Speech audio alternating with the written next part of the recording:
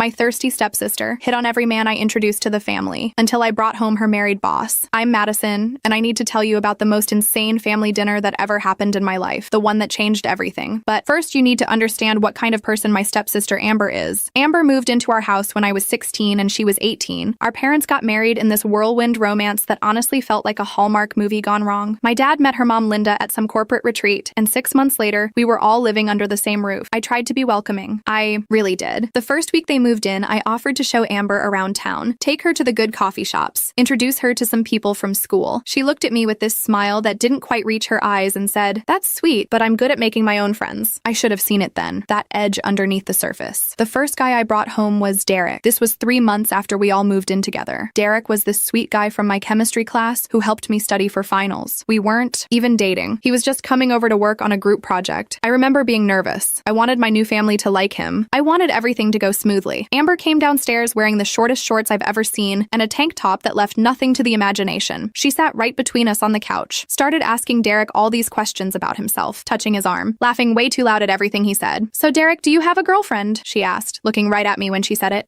No, Derek stammered. He was blushing. "Really? A guy like you? I find that hard to believe." She leaned closer to him. "What kind of girl are you into?" I sat there frozen, not knowing what to do, not wanting to cause a scene in front of my new stepmom and dad who were in the kitchen. Derek never texted me again after that day. When I asked him about the project at school, he said he'd switched groups. He could barely look at me. I thought it was a coincidence, that maybe he just wasn't that into me. Then there was Marcus. I met him at a coffee shop where I worked part-time during college. He was a regular customer and we'd been flirting for weeks. He'd come in every morning, order the same black coffee, and we'd chat for a few minutes. He asked me out 3 times before I finally said yes. We went on 4 dates, real dates, movies, dinner, a walk by the lake where he held my hand. I thought maybe this was going somewhere. I finally invited him over for dinner to meet my family. I was excited, nervous. I spent an hour getting ready. Amber showed up in a dress at a casual family dinner, a tight black dress with heels. She'd curled her hair, put on makeup that made her look like she was going to a club. "Wow," my dad said. "Where are you headed tonight?" "Nowhere," Amber said sweetly. I just felt like dressing up. She spent the entire meal leaning forward, asking Marcus about his job, his hobbies, his relationship history. Every time I tried to contribute to the conversation, she'd talk over me or redirect his attention. "Madison never mentioned how funny you are," she said at one point. "Madison never mentioned how beautiful her sister is," Marcus replied. My dad and Linda didn't say anything. They just smiled like this was normal sisterly behavior, like I should be proud that Amber found my boyfriend attractive. Marcus asked for Amber's number before he left. Right in front of me. She gave it to him. He texted her that night. I know because I saw the notification pop up on her phone when we were watching TV later. She didn't even try to hide it. That's when I realized this wasn't a coincidence. This was a pattern. Over the next 4 years, it happened again and again.